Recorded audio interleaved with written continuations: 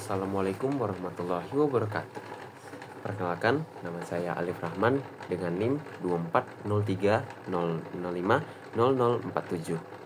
Di sini saya akan menganalisis sebuah video yang menampilkan sebuah kelas BIPA daring, di mana pengajar mengajak para pembelajar asing untuk mendiskusikan dan kemudian mempraktikkan dongeng-dongeng populer Indonesia seperti legenda Danau Toba, Malin Kundang, serta asal-asal Gunung Bromo.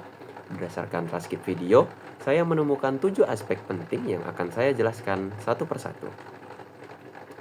Yang pertama, dari segi level. Pengajar dalam video menyebutkan secara langsung bahwa peserta berada pada level B4 yang merujuk pada jenjang keempat buku ajar Sahabatku Indonesia terbitan Badan Pengembangan Bahasa dan Perbukuan, Kementerian Pendidikan dan Kebudayaan. Level ini setara dengan tingkat madya atau B1 hingga B2 menurut kerangka CEFR. Hal ini terlihat dari kemampuan peserta memahami pertanyaan terbuka dan menyusun narasi lisan yang cukup kompleks. Kedua, tujuan pembelajarannya adalah mengembangkan kompetensi berbicara pembelajar melalui tema budaya. Secara rinci, peserta diharapkan mampu menyebutkan judul dongeng yang mereka ketahui menggunakan kosakata terkait dongeng dengan tepat, serta menceritakan kembali satu dongeng Indonesia secara lisan dan buntut. Ketiga, keterampilan bahasa yang paling dominan dilatih adalah keterampilan berbicara, khususnya dalam bentuk storytelling atau bercerita, yang dipadukan dengan keterampilan menyimak karena peserta harus memahami pertanyaan dan cerita dari teman sekelasnya.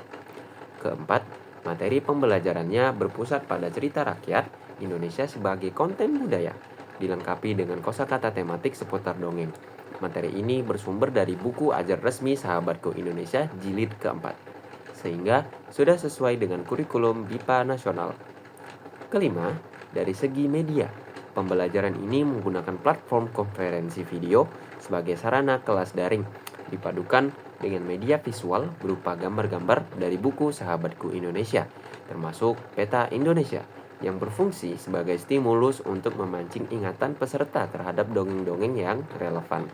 Keenam, pendekatan pembelajaran yang digunakan dapat dikategorikan sebagai communicative language teaching, karena seluruh aktivitas berpusat pada penggunaan bahasa secara bermakna, bukan sekedar latihan tata bahasa.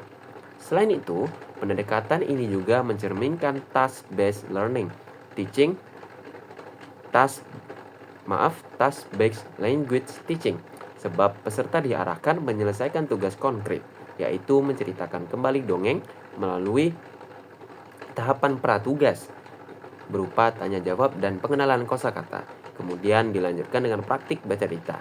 Unsur pendekatan berbasis budaya juga sangat kuat terlihat sepanjang sesi pembelajaran. Ketujuh atau yang terakhir, mengenai strategi dan gaya mengajar pengajar. Pengajar menerapkan strategi pertanyaan pemantik di awal sesi untuk mengaktifkan pengetahuan awal peserta. Gaya mengajarnya bersifat fasilitatif dan suportif, selalu memberikan konfirmasi positif atas jawaban peserta. Pengajar juga menerapkan giliran bicara yang merata kepada seluruh peserta, bahkan memberikan otonomi kepada peserta untuk saling menunjuk teman berikutnya, mencerminkan pembelajaran yang berpusat pada peserta didik.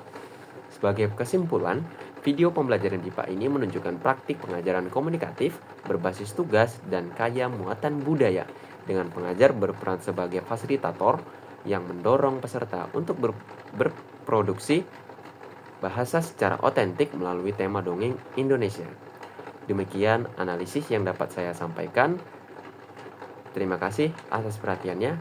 Saya akhiri. Wassalamualaikum warahmatullahi wabarakatuh.